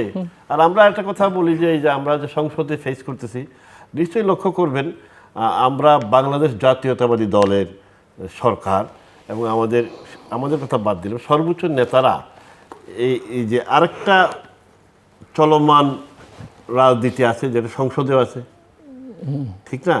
আমরা তো ওনাদেরকে কোনো পলিটিক্যাল ছাড় দিয়ে কথা বলছি না, সেখানেও না। এটা কিন্তু খুব উল্লেখযোগ্য। কিন্তু এদের উভয় পক্ষে মিলে একটা সংসদ, এবং উভয়পক্ষে মিলেই সংসদটা কার্যকর করতেই হবে, বিকল্প নেই। তারপরেও আমরা মিনিমাম পলিটিক্যাল ছাড় দিচ্ছি না। এটা নিশ্চয়ই আমাদের বক্তব্য কথা বাদ দেন, আমাদের সর্বোচ্চ নেতৃবৃন্দ এই বক্তব্য সুনির্দিষ্টভাবে বলছেন। আমরা একটু শেষের দিকেও একটা ধারণা পাওয়া গিয়েছিল যে মন্ত্রিসভা 6 মাস পরে রিভিউ করা হবে। তো সব মিলিয়ে আপনি পারফরমেন্স, ইন্ডিভিজুয়ালদের পারফরমেন্স নাম মেনশন করলেও করতে পারেন, নাও করতে পারেন, that's up to you, but একটু বুঝতে চাই যে প্রধানমন্ত্রীর কি হাত দেওয়ার সময় এসছে কিনা তার পরিষদ বর্গের ক্ষেত্রে। আচ্ছা, তার আগে যদি সময় থাকে আমি 1 মিনিট অন্য হ্যাঁ, একটা মন্তব্য sure, করি, কারণ আমি এমপি সাহেবের যে পজিটিভ, না সময় আছে, আপনি you can take your time, you can take উনি যে পজিটিভ অ্যাটিটিউড বললেন যে আগোছালো গোছাই করা পরিকল্পনা, আমি এটা সবচেয়ে হচ্ছে জনগণকে সম্পৃক্ত করা। ধন্যবাদ জানিয়েই কথাটা আমি বলতে চাই।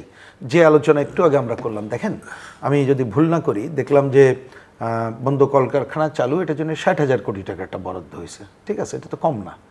এখন অনেক সময় হয় কি, আপনি যদি আরও ভালোভাবে জেনে না বুঝেই শুধু এটা করেন, ভবিষ্যতে বলবেন টাকাটা আমার নষ্ট হলো। ধরুন আমি পাট শিল্প, যেটা আমরা দীর্ঘদিন ধরে বলছি যে এটা চালু করা হোক, আপনি খালি টাকা দিলেন, পাট কিনা চালু করলেন, ওটা কিন্তু ভুল পদক্ষেপ।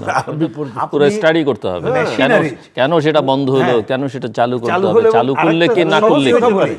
যে পুরনো যে মেশিনারিজ ওইটা রাখলে তো আবার হবে না, তাহলে টাকা আপনি ওইখানে ঢেলে নতুন মেশিনারিজ, তার উৎপাদন, যারা দক্ষ ছিলেন তাদেরকে নিয়ে ওই জায়গাগুলো যেতে হবে, ফিজিবিলিটি স্টাডি করা দরকার। আমি বলছি যে এই ধরনের পদক্ষেপ এবং এনগেজ করে যে আলোচনা হলো, এই ধরনের পদক্ষেপ যদি নেওয়া যায় তাহলে এটা সাস্টেনেবল হবে, না হলে কিন্তু এটা আরেকটা ওয়েস্টেজ হিসাবে এটা হবে, এই টাকা কিন্তু অন্য খাতে চলে যাবে। উদাহরণ আরেকটা না দিলে হয় না, ধরুন এখন যে জ্বালানি নিয়ে নানা জটিল, আমি কিছু মনে না করলে না প্লিজ, খুব রিলেটেড। এই যে আপনি বলছেন 60,000 কোটি টাকা, না এটা তো একটা ভালো উদ্দেশ্যে দেওয়া হয়েছে, আপনিও বলতেছেন না, কিন্তু আমাদের দেশের কালচার অনুযায়ী আরেকটা পক্ষ রেডি হচ্ছে এটাকে কিভাবে কুক্ষিগত করা যায়। জি জি জি, ইভেন শোনা যাচ্ছে চালু কারখানা নাকি বন্ধ করে দেওয়ার চেষ্টা হচ্ছে টাকা পাওয়ার জন্য। আমি সেটাই তো বলছি, আমি আপনার মাইন্ড করি না, না বাস্তবে আপনাকে বাধা দিলাম না, ঠিক আছে। আরেকটা পক্ষ, এটাও কিন্তু খুব কম গুরুত্বপূর্ণ, সকল সময়ের মধ্যে এই ধরনের সুবিধাভোগীরা খুব গুরুত্ব পায়। এই বিষয়গুলো লক্ষ্য রাখা অবশ্যই, ওই যার জন্য যে আপনার থেকে বললাম যে আগে থেকে এগুলো পরিকল্পনা করে আমার অগ্রাধিকার সেট করেই, যাতে করে আমরা যদি একটা উদাহরণ দিতে পারি, এই প্রসঙ্গক্রমে কথাটা তোলার একটা কারণ আছে। ধরেন চীন বোঝার জন্য এর আগে আমরা যখন আন্দোলন করেছিলাম, আমাদের যে শ্রমিক কর্মচারী ঐক্য পরিষদ, তার মধ্যে কিন্তু ওই শ্রমিক দল, শ্রমিক লীগ, আমাদের ট্রেড ইউনিয়ন কিন্তু সবাই মিলেই ছিল। তখন কিন্তু তখন তারা দায়িত্ব নিতে চাইছিল 1200 কোটি টাকা খরচ করলেই তারা আধুনিকায়ন সহ এখানে উৎপাদনের জিনিসপত্র তারা দরকার হলে মার্কেটিংয়ের কাজ করবে। তা আমি বলছি যে ঠিক আছে, এইবারের আলোচনা হয়তো এত বড় জায়গায় আলোচনা হয় না, তাইলে এই যে শ্রমিক নেতাদেরকে এনগেজ করে যদি প্রয়োজনে এইসব জায়গাগুলো আপনি পজিটিভ জায়গা নিতে পারেন, তাহলে তো হতে পারে। আমি একটা অফ হ্যান্ড উদাহরণ দিলাম, এইরকম জায়গায় যাক বলে আমি আশা করব। কিন্তু মন্ত্রিসভা নিয়ে মন্তব্য করছি না, কিন্তু একটু বাইরের আমি একটু পারসেপশন দিয়ে একটা কথা বলতে পারি, কারণ আমরা দলগতভাবে এটা নিয়ে মূল্যায়ন এখন করি না, বা মন্ত্রিসভা আলাদাভাবে আমরা করার পক্ষেও না, আমরা সরকারের পক্ষে করব। কিন্তু আমি একটা কথা আগেও বলেছি, সেটা বলি যে অনেক সময় হয় কি, যে সরকারটা যখন হয়, সরকার আর দলটা আর থাকে না, সরকার আর দল একাকার হয়ে যায়। এই জায়গাটা কিন্তু একটা বড় সমস্যা আছে কিনা, আমি বিএনপিকে আছে কিনা না আগে বলি, এটা আছে দেখছি, এটা একটু তাকে রিভিজিট করা দরকার। নাম্বার 2, আমাদের দেশের মানুষ যেভাবে দেখতে অভ্যস্ত ছিল, দীর্ঘ লড়াইয়ে বিএনপি ছিল, সুতরাং তার সিনিয়র লিডার, তার পরের সারি এরকমের ছিল। এর বাইরে দেখা গেল এক বিরাট অংশ এই মন্ত্রিসভায় আসছেন, যারা হয়তো এরকম পলিটিক্যালি তাদের অত এনগেজমেন্ট ছিল না, কিন্তু নানাভাবে হয়তো লন্ডনে বা প্রধানমন্ত্রীর সাথে নানাভাবে তারা সহায়তার কাজটা করেছেন, মেবি তারা হয়তো প্রধানমন্ত্রীও পালন করতে পারেন, সেই কারণে তাদের দিয়েছেন। কিন্তু মনে রাখতে হবে পলিটিক্যালি উইন ওভার করতে হয়। পলিটিক্যাল উইন ওভার করার ক্ষেত্রে আমি সংকট দেখছি। এক্ষেত্রে আপনি অনেকগুলো এমপির মানে মন্ত্রীর কথা নাম না বলেই আমি বলতে পারি, এইটা দেখা যায়। এবং এইখানে অনেককে আমরা চিনি না, আমি ব্যক্তিগতভাবে বলছি, আমার চিনতেই হবে, নট দ্যাট। না চেনার একটা সুবিধা অসুবিধা দুইটা আছে। সুবিধা কি জানেন, যারা চিনি না উনি কি করছে ওটা নিয়ে মেলা মাথা ব্যথা থাকে না। কিন্তু অনেককে তো আমরা চিনি, যাদের নানাভাবে ভূমিকা আমরা দেখেছি, সবাই চেনে। আপনি আরো ভালো চেনেন, রাস্তার অন্যরা চেনেন। তার যখন 4-5টা মন্ত্রিসভা অতিকথন সংকটে ফেলে, তখন কিন্তু সেইটা সরকার দায় এড়াতে পারে না। তো এই জায়গায় আমি মনে করি এটা, কারণ প্রধানমন্ত্রী তিনি এটার সংসদীয় নেতা, তার উপরেই নির্ভর করবে। কিন্তু মানুষের পারসেপশন এই রকমের আছে বলে আমি মনে করি উনি যে টিম নিয়ে চালাচ্ছেন, এই পুরো টিম নিয়ে যদি চালাতে চান, এবং বিরাট অংশ আন্দোলনের শক্তি যারা দীর্ঘদিন এই বিএনপি রাজনীতি করে, আমি আমার দলের পক্ষ থেকে এইভাবে বলি না, আপনার কথা প্রভুক্ত হয়ে বললাম, তাদেরকে যদি উনি বাইরে রেখে অনেক কিছু করতে চান, অনেক কিছু পলিটিক্যালি উইন করতে পারবে না। যেমন উদাহরণ দিয়ে বলি, উনি যে কথাটা এখানে বললেন খুবই কারেক্টলি বলছেন যে ওনারা পলিটিক্যালি সার্ট দিচ্ছে না, কিন্তু এই শক্তি তো আমরা দেখেছি যে তারা বিভিন্ন সময়, কারণ ইলেকশন আগে তারা মনে করেছিল ক্ষমতায় চলে গেছে, তারা স্বাধীনতার বিরুদ্ধে, তারপরে মনে করে ক্ষমতায় চলে গেছে। এখন যার জন্য যে কোনোভাবে আরও ক্ষমতায় গেলে, আর না হলে তাদের B team C team ready করে ক্ষমতায় যাওয়ার জন্য কিন্তু ডিস্টার্বটাই প্রধান কাজ হবে। তো একে পলিটিক্যালি মোকাবেলা করতে গেলে পলিটিক্যাল এবং দক্ষ যোগ্য টিম অবশ্যই লাগবে। প্রত্যাশা করব তারা, যেহেতু আমি এই কথাটা এই কারণে বলছি যে আমরা মনে করি দীর্ঘ সংগ্রামের মধ্য দিয়ে যে ন্যূনতম গণতন্ত্রের পথে হাঁটার কাজটা আমরা করছি, সেইটাকেও ডিস্টার্ব করুক আমরা চাই না। সেজন্য ওনারা নিশ্চয়ই যদি 6 মাস যেটা মানুষের সামনে প্রতিভাত হয়ে আছে সেটা মূল্যায়ন করে ওনারা করবেন, না হলে দায় কিন্তু প্রধানমন্ত্রীর ঘাড়েই চাপবে। মিস্টার কলিমুদ্দিন আহমেদ মিলন। না, আমরা মানে আমি প্রসঙ্গক্রমে একটা কথা বলতে চাই। জুলাইয়ের ইয়েতে, জুলাইয়ের অর্জন তো ব্যাপক, নতুন চমক সারা পৃথিবীর ওয়ার্ল্ড পলিটিক্সে। আমি এটা পরে শেষ করে ফেলবো। আমরা লক্ষ্য করেছি যে এই জুলাইয়ের আন্দোলনের সাথে বিভিন্ন বিষয়ে অনেক অপসংস্কৃতি প্রবেশ করেছে। আমি ওই দিন আমাদের ত্রাণমন্ত্রী দুলু সাহেব বলছিলেন যে আমরা 52-র স্লোগান মনে আছে, 71-এর স্লোগান মনে আছে, 90-এর স্লোগান মনে আছে, কিন্তু এখনকার স্লোগান আমরা মনে রাখতে পারতেছি না। এই বিষয়টা সংশ্লিষ্টদেরকে ভেবে দেখতে হবে। আবার অভ্যুত্থানোত্তর অনেক স্লোগান উচ্চারণযোগ্যও নয়, এটাই তো বলতেছি। উনি বক্তৃতায় বলছেন দুলু ভাই যে 71-এর 52 স্লোগান স্বর্ণাক্ষরে লেখা আছে, 71-এর স্লোগান স্বর্ণাক্ষরে লেখা আছে, 90-এর স্লোগান স্বর্ণাক্ষরে লেখা আছে। এত কিছুর পরেও এই 24-এর স্লোগান যারা সৃষ্টি করেছেন মোটেও গ্রহণযোগ্য নয়। এই বিষয় থেকে সরে আসলে শহীদদের শান্তি পাবে। আর কিছু যোগ করতে চান আপনি? জি, আমি যোগ করতে চাই খুব ছোট্ট করে। এই যে শব্দ ভাই ব্যবহার করছে, আর না, আমরা কিন্তু আর না আবার সৃষ্টি করতে পারবো না। সুতরাং আপনাদের সহযোগিতা, সকলের সহযোগিতা চাই, এবং আমাদের পক্ষ থেকে আমরা কী করতে চাই বিষয়টি সুনির্দিষ্ট পরিকল্পনা লাগবে, এবং এই পরিকল্পনা জনগণের সাথে আলোচনার মাধ্যমে গ্রহণ করতে হবে, এবং ধাপে ধাপে বাস্তবায়ন প্রক্রিয়া সম্পর্কে জনগণকে অবহিত করতে হবে, এবং সেই প্রক্রিয়াকে বাস্তবায়নের জন্য কোনো রকমের ঘাটতি থাকতে পারবে না। দর্শক, অনুষ্ঠানের শেষ প্রান্তে আমরা সামাজিক যোগাযোগ মাধ্যম ফেসবুক, এক্স এবং ইউটিউবে তৃতীয় মাত্রা লাইভ স্ট্রিম হচ্ছে, আপনি দেখতে পারেন। টেলিভিশনের পর্দায় দেখতে না পারলে যে কোনো সময় যে কোনো স্থান থেকে ইউটিউবে তৃতীয় মাত্রা চ্যানেলটি সাবস্ক্রাইব করে পুরোনো পর্বগুলো আপনি দেখতে পারেন। মিস্টার রুহিন হোসেন প্রিন্স এবং মিস্টার কলিমুদ্দিন আহমেদ মিলন, অসংখ্য ধন্যবাদ এই আলোচনা নেওয়ার জন্য। দর্শক, আমরা জুলাই নিয়ে কথা বলছিলাম, এবং জুলাই অভ্যুত্থানের 2024 যে অভ্যুত্থান, মানুষের প্রধান চাওয়াটা পূরণ হয়েছে। অনেক আকাঙ্ক্ষা, স্বপ্ন, সেগুলো কতটা পূরিত হচ্ছে সেগুলো নিয়ে আলোচনার দাবি রাখে। আশা করা যায় কিছু হবে, হয়তো কিছু হবে না। কিন্তু অর্জনের সঙ্গে কিছু বিসর্জনের জায়গাও তৈরি হয়েছে, যেমন এখানে একটা প্রতিক্রিয়াশীল শক্তির উত্থান ঘটেছে এবং বাংলাদেশকে পেছনের দিকে টেনে নিয়ে যাবার চেষ্টাটা চলেছে। আমরা আশা করছি যে একটা নির্বাচিত গণতান্ত্রিক সরকার এই সরকারের আমলে সেই প্রবণতা থেকে আবার ঘুরে দাঁড়াবার চেষ্টা করবে এবং সরকার সেই চেষ্টা করছে এখন পর্যন্ত, যেটা মনে হয়, এবং এই বিষয় নিয়ে কোনো বিতর্ক নেই। তবে অতিথিরা বলছেন যে তার গন্তব্যটা, সরকারের গন্তব্যটা সুনির্দিষ্ট হতে হবে এবং আরও সতর্ক থাকতে হবে, সততা থাকতে হবে, ক্ষিপ্রতা থাকতে হবে, দূরদর্শিতা থাকতে হবে এবং দেশে একটা গণতান্ত্রিক আবহ তৈরি করতে হবে এবং সেই আবহটা শুধুমাত্র পার্লামেন্টের ভেতরে থাকলে হবে না বা একটা জাতীয় নির্বাচনে থাকলে হবে না, এটা সর্বত্র থাকতে হবে। বেশ কিছু প্রশ্ন উত্থাপিত হয়েছে বিভিন্ন জায়গায়, যেমন সুপ্রিম কোর্ট বারের ইলেকশনে একটা প্রশ্ন উঠেছে, বড় রকমের প্রশ্ন উঠেছে। এইরকম নানা জায়গায় স্থানীয় সরকার নিয়ে কথা হচ্ছে, সেগুলো অ্যাভয়েড করতে পারতে হবে। পলিটিক্যাল স্ট্যাবিলিটিটা অত্যন্ত জরুরি এবং এই স্ট্যাবিলিটির জন্য সবার আগে বাংলাদেশের সঙ্গে সবার জন্য বাংলাদেশটাও নিশ্চিত করতে হবে। ভূ রাজনীতির প্রশ্নটা কোনোভাবেই উপেক্ষা করবার কোনো সুযোগ নেই এবং ওনারা বলছেন যে অনেক সময় সরকার অনেক ভালো কাজ করে কিন্তু জনগণকে বিবেচনায় না নিয়ে, যে কোনো ভালো কাজ করবার চেষ্টা করলে সেটা যেন জনগণের অংশগ্রহণ নিশ্চিত করা হয় এবং দেশের রাজনৈতিক অর্থনৈতিক উন্নয়ন প্রক্রিয়ায় জনগণের অংশগ্রহণ নিশ্চিত করতে হবে। কোনো ভালো কাজই আসলে গণতান্ত্রিক রাজনীতিতে, সংস্কৃতিতে জোর করে গেলাবার কোনো সুযোগ নেই এবং দরকার হলে মানুষকে সেটা বোঝাতে হবে, সেটা ওনারা বলছেন। এবং মূল কথা, সব কথার যেটা, যে পলিটিক্যাল উইনোভারের জায়গাটা নিশ্চিত করতে হবে, সেখানে একটা বড় ঘাটতি দেখতে পেয়েছেন আমার এক অতিথি। আরনা শব্দটা ওনারা বারবার উচ্চারণ করেছেন।